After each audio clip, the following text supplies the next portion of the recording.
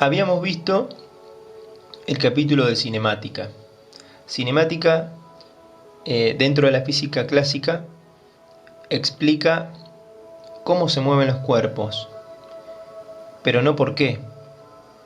Ahora nos toca estudiar este nuevo capítulo que se llama dinámica, y de alguna manera vamos a poder explicar las causas del movimiento de los cuerpos, o sea, por qué los cuerpos se mueven, cómo podemos explicar esos movimientos.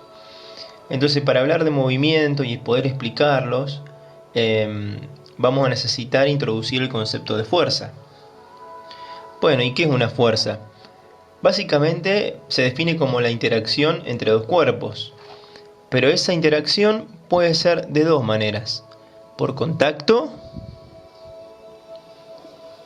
o por acción a distancia.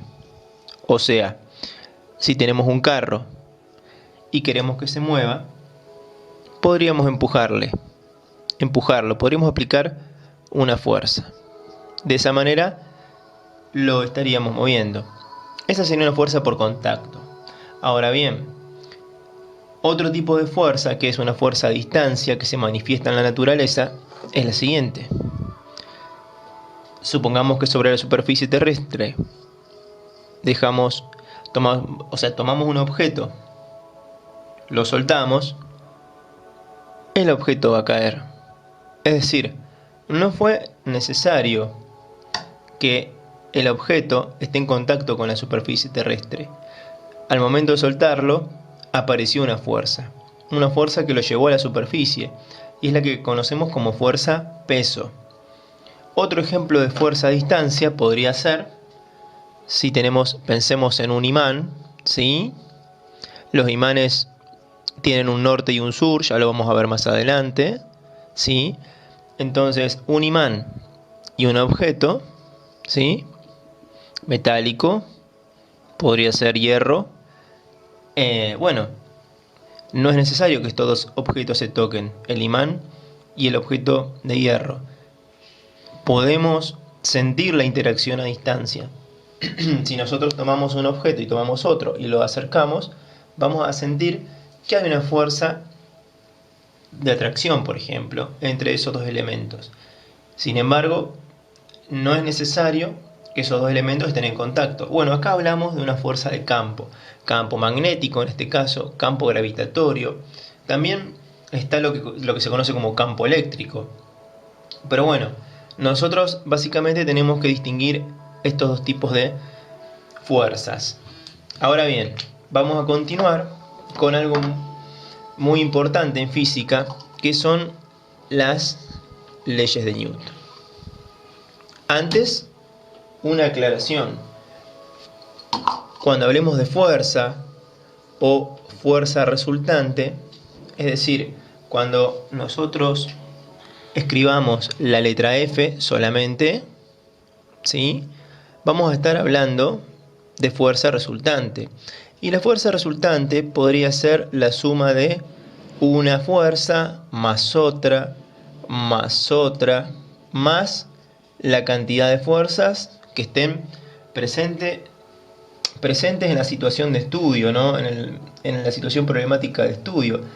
1, 2, 3, 4, 5, 6, podría haber muchísimas fuerzas, tendríamos que sumarlas, y la sumatoria es lo que se conoce como fuerza neta o fuerza resultante. Por supuesto, a veces las fuerzas son aplicadas en distintos sentidos, entonces en ese caso tenemos que contemplar la resta. Por ejemplo, se nos va a presentar alguna situación donde nosotros tengamos un objeto, por ejemplo, apoyado en el piso, ¿sí?, y digamos, bueno, acá hay una fuerza de 100 unidades, ¿sí?, por eso le ponemos F1. O sea, es una primera fuerza. F2, para distinguir, para discriminar de la anterior, le podríamos poner 80 newton, pero digo, F1, por ejemplo, 100. F2, por ejemplo, 80. El subíndice 1 y 2 es justamente para distinguir que son fuerzas distintas. Sobre la unidad de la fuerza, ¿sí? Vamos a hablar un poquito más adelante. Podemos omitirla por ahora, pero digamos que la fuerza 1 es de 100 y la fuerza 2 es 200. ¿Cuál sería la fuerza resultante? La fuerza resultante, como en este caso, las fuerzas tienen sentidos opuestos, la fuerza resultante es la resta, ¿sí?, entre F1 y F2. O sea, por convención, sabemos que F1 es positiva y F2 es negativa. En definitiva, nosotros tenemos 100 unidades menos 80, ¿sí? La fuerza resultante es 20. Claro, es decir, ¿qué estamos diciendo básicamente? Que es lo mismo tener estas dos fuerzas, ¿sí?, sobre el cuerpo, que tener una sola fuerza de 20 unidades. Habiendo hecho esta aclaración, vamos a continuar con la teoría. Entonces, para poder estudiar dinámica, se establecen las tres leyes de Newton, ¿sí? La primera ley dice que básicamente un objeto tiende a mantener el estado de movimiento en el que se encuentra. Por ejemplo, si nosotros tenemos un objeto que está detenido, para poder quitarlo de la situación de reposo, vamos a tener que hacer una fuerza, ¿sí? Es decir, vamos a tener que poner un esfuerzo. Naturalmente el objeto estaba detenido y se quiere quedar detenido. Podríamos decir que nos va a costar sacarlo de su posición de reposo. Bueno, esa tendencia a quedarse en reposo es lo que se llama inercia. Y esta ley se llama ley de inercia. Justamente plantea esto, que si el cuerpo está en reposo, va a tender a quedarse en reposo y a resistir a moverse. Pero una vez que ya lo hayamos movido, es decir, una vez que este objeto ya esté en movimiento, después nos va a costar detenerlo. ¿Por qué? Por el mismo concepto, por su inercia, por su tendencia a quedarse en movimiento. Entonces, la primera ley de Newton, o lo que se llama ley de inercia, plantea esto justamente, que todos los cuerpos tienden a mantener el estado de movimiento que tienen. Es decir, si están en reposo, van a tender a quedarse en reposo. Y cuando estén en movimiento, se van a resistir podríamos decir, a detenerse, ¿sí? Es esa resistencia que tiene que ver con, digamos, poder vencerlo para moverse o justamente para poder disminuir su estado de movimiento. Que ya vamos a ver, esto tiene que ver con las fuerzas de, digamos, por ejemplo, una fuerza para que se pueda acelerar o una fuerza para poderlo frenar, ¿sí? Otra situación donde se puede hablar de inercia, una situación muy común, vista desde arriba, ¿no? Podríamos pensar en una imagen aérea. Supongamos que un vehículo viene en ruta, ¿no?, doblando esta curva. Bueno, entonces, si el conductor soltara el volante, naturalmente, ¿sí?, el auto tendería a seguir la dirección y sentido del vector velocidad. O sea, tendería a seguir esta trayectoria. Para poder doblar, bueno, obviamente, el conductor tiene que interactuar con el volante.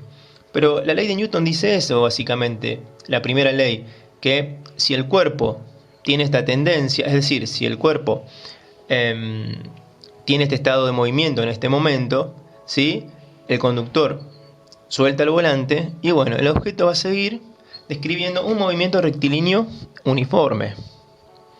¿Está? Siempre y cuando no haya ningún obstáculo, obviamente.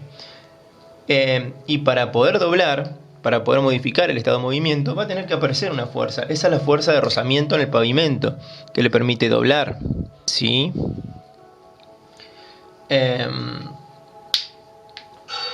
Pensemos los dos ocupantes que están dentro del auto. Bueno, la persona que está manejando, ¿sí?, tomando el volante, dobla y podríamos decir que siente menos el efecto que una persona que está como acompañante, y si la curva la ha tomado con mucha rapidez y la curva además es muy cerrada, esta persona, la que está de acompañante, tiende a seguir la trayectoria rectilínea, ¿sí? Entonces, ahí se manifiesta también la primera ley de Newton o ley de inercia, que dice que los cuerpos básicamente tienden a seguir, ¿sí?, un movimiento rectilíneo uniforme. Por eso, a veces, en estas situaciones, una persona se puede golpear, lastimar dentro del auto por esta cuestión, ¿no? Porque el acompañante tiende a seguir esta trayectoria, pero el auto dobla, ¿sí? Es lo que de esta manera también se manifiesta la ley de inercia, ¿sí? Ahora bien, pero la ley de inercia no nos permite hacer cálculos, ¿sí? Los cálculos se hacen con la segunda ley de Newton. La segunda ley de Newton plantea que el concepto, digamos, relaciona el concepto de aceleración con el concepto de fuerza resultante. Entonces, básicamente dice lo siguiente, que la aceleración producida en el cuerpo va a ser igual al cociente entre la fuerza y la masa, es decir, va a ser directamente proporcional a la fuerza e inversamente proporcional a la masa. Básicamente nos está planteando lo siguiente: si yo tengo un objeto, ¿sí?, supongamos, podría ser una masa de 5 kilos, ¿no? Y acá pensemos en una fuerza, que podrían ser muchas fuerzas, de 10 newton. Ahora vamos a explicar la unidad. ¿Cuál sería la aceleración? ¿Está? Entonces, bueno, aplicando esta ley, ¿sí?, la aceleración sería el valor de la fuerza, 10 newton, dividido la masa. 10 dividido 5, 2. ¿2 qué? 2 metros por segundo. Y esta es la aceleración del cuerpo, con esa fuerza y con esa masa. Si aumentamos la fuerza, la aceleración es mayor. Si aumentamos la masa, la aceleración es menor. Lógicamente, a medida que este objeto tenga una masa mayor, va a ser más difícil acelerarlo, ¿no? Entonces, bueno, acá podemos ver cómo este capítulo relaciona, digamos, la fuerza con el concepto de cinemática. Nosotros antes habíamos visto el concepto de aceleración. Ahora, no sabíamos por qué los cuerpos se aceleran. Los cuerpos se aceleran porque hay una fuerza resultante detrás del cuerpo. O se frenan por eso mismo, ¿no? Y bueno, y la masa es una propiedad del cuerpo. Siempre la aceleración la vamos a medir en metros por segundos al cuadrado, ¿está? Y vamos a medir la masa en kilogramos, ¿está? Y la fuerza, esto hay que tenerlo bien claro, la fuerza, que eso está explicado en el apunte, se mide en newton. Newton siempre n mayúscula, ¿está bien? Eso es lo que hay que tener bien claro. Y ahora, como para darle un cierre a todo esto, o sea, me refiero a las leyes de Newton, hablamos de la primera ley, la ley de inercia. Esta es la segunda ley de Newton, la ley de la aceleración. Y la tercera ley de Newton plantea algo que nosotros ya sabemos, ¿sí?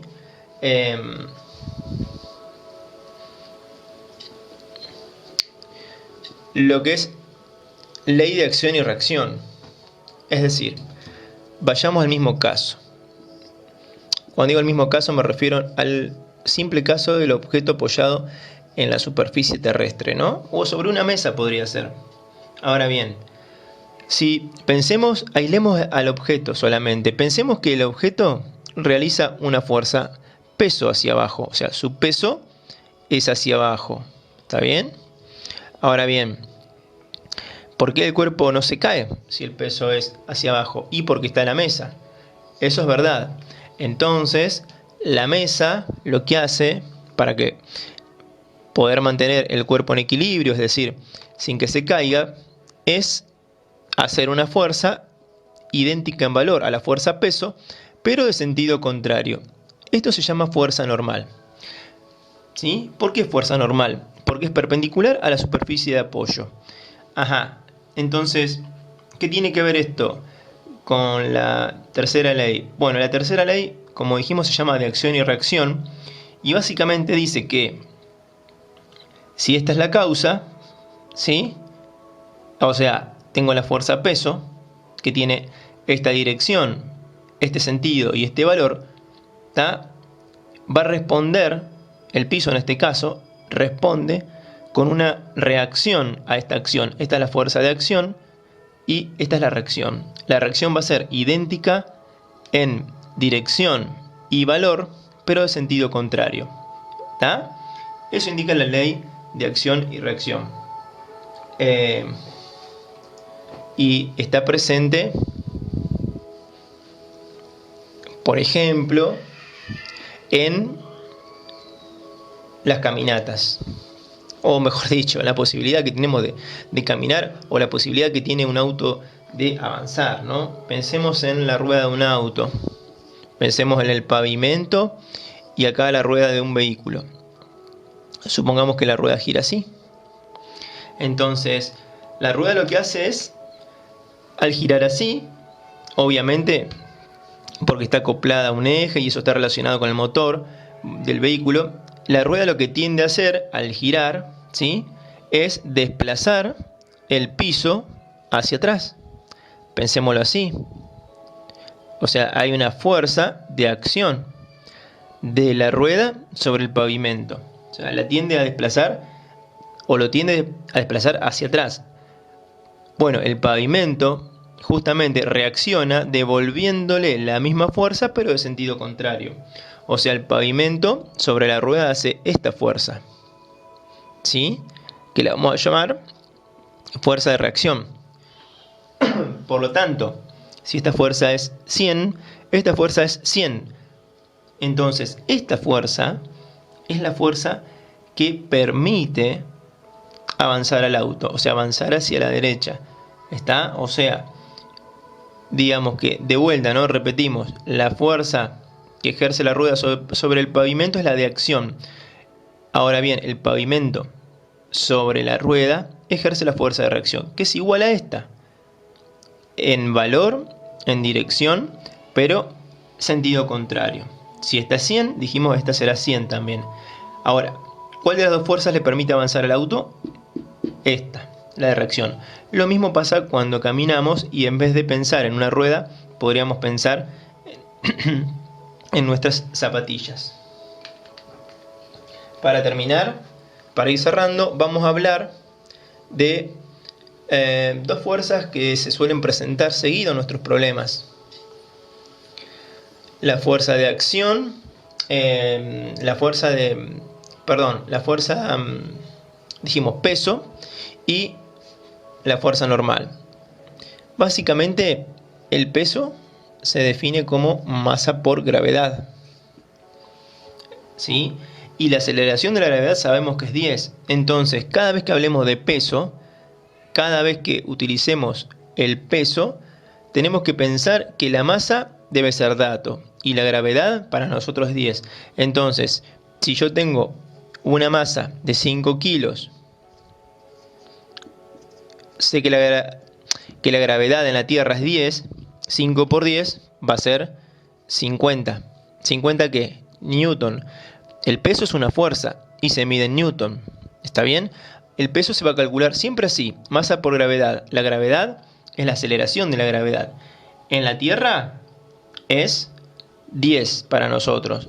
En otros planetas será menos, ¿sí? Por ejemplo, en la Luna va a ser 1 y pico. En Marte será 3 y pico. Pero, o sea, iremos cambiando este valor si se necesita hacerlo. Ahora, en la mayoría de las situaciones problemáticas que podríamos decir están pensadas para trabajar en el planeta Tierra, vamos a usar el número 10. Y por último, vamos a pensar y hablar de la fuerza peso. No, de la fuerza peso no, disculpen, de la fuerza normal. La fuerza peso la trabajamos recién. La fuerza normal, básicamente, la palabra normal hace referencia a perpendicular, ¿sí? Entonces, por ejemplo, ¿en qué caso se manifiesta esa fuerza? Acá. En este caso, si yo pongo una caja en el piso, dijimos que la fuerza peso es la fuerza, ¿sí?, propia del peso de la caja. Ahora, ¿por qué la caja no se hunde en la superficie? Porque la superficie responde por la tercera ley de Newton con una fuerza, ¿sí?, que es la reacción a esta, y esa fuerza se llama fuerza normal, una fuerza perpendicular a la superficie de apoyo. Si nosotros, por ejemplo, dejamos esta misma caja en un plano inclinado, ¿sí?, y la caja no desliza, entonces, bueno, de nuevo, este será el peso siempre apunta hacia el centro de la Tierra. ¿Está?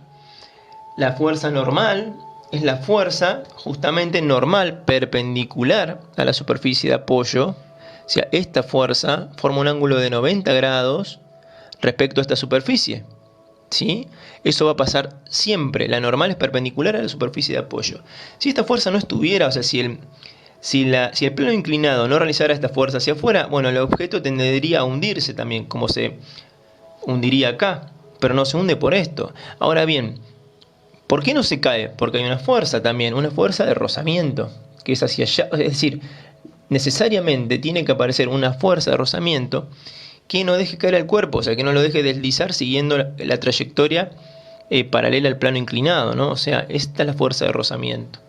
Y finalmente esa es la configuración final, pero de fuerzas. Estamos hablando de situaciones de estática, de reposo. Una situación más que se van a encontrar en la práctica va a ser la de un cuerpo que está apoyado o colgado en la pared. Podría ser si el cuerpo está colgado en la pared, podría ser un objeto que cuelga. Se habla generalmente de, pensemos, a ver, aquí hay un objeto colgado y esta es una cuerda. Bueno, las cuerdas, la fuerza en las cuerdas se asocian a la palabra tensión, porque un cuerpo que está colgado justamente está en reposo, ¿sí? Podríamos pensar en una luminaria, ¿no? ¿Por qué se mantiene en reposo? Bueno, la luminaria, en este caso, ¿sí?, tenemos que pensar que tiene su propio peso, ¿tá? Por ejemplo, 2 kilos, ¿sí?, peso. Pero ¿por qué no se cae? Bueno, porque acá podríamos pensar en un cable que realiza una fuerza de tensión, ¿sí? Es la tercera ley de Newton, acción y reacción. Esta es la fuerza peso, ¿tá? Y la tensión en la cuerda es la fuerza de reacción, es la que permite sostener el objeto. O sea, esta fuerza es igual en valor al peso, pero en sentido contrario, ¿tá? Entonces, recordemos que cuando aparezca una cuerda, tenemos que poner la letra T. Es una fuerza, pero la T hace referencia a tensión. La fuerza peso es una fuerza, pero hace referencia a peso. La fuerza normal es una fuerza, pero justamente es normal, o sea, perpendicular a la superficie de apoyo.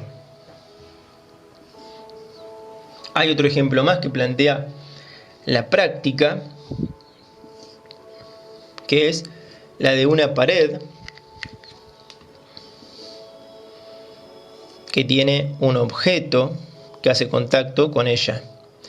Entonces, bueno, acá ¿cómo pondríamos las fuerzas que están involucradas sobre el objeto para de alguna manera demostrar que se queda en reposo? ¿Por qué está en reposo desde el punto de vista de las fuerzas, no? Bueno, está en reposo porque, a ver, ¿qué podemos pensar en representar primero? La fuerza peso, o sea, la fuerza peso hacia abajo, ¿sí? Acá. Esta es la fuerza peso, siempre hacia el centro de la Tierra. Ajá, ¿qué más? Bueno, la cuerda lo sostiene, ¿sí? Está bien, la fuerza de tensión, ¿sí? Es la cuerda. Si la fuerza de tensión no viajara por la cuerda de esta manera, el cuerpo se caería hacia abajo. Bárbaro. ¿Y qué más? Ah, falta una fuerza. Sí, falta una fuerza porque está haciendo contacto con la pared. Entonces la pared para que el objeto no se meta dentro de ella, tiene que devolverle una fuerza igual y sentido contrario. O sea, la fuerza normal. ¿Sí? De esa manera, si nos olvidamos de la pared, aislamos el cuerpo con esas tres fuerzas, el cuerpo está quieto, o sea, está en reposo.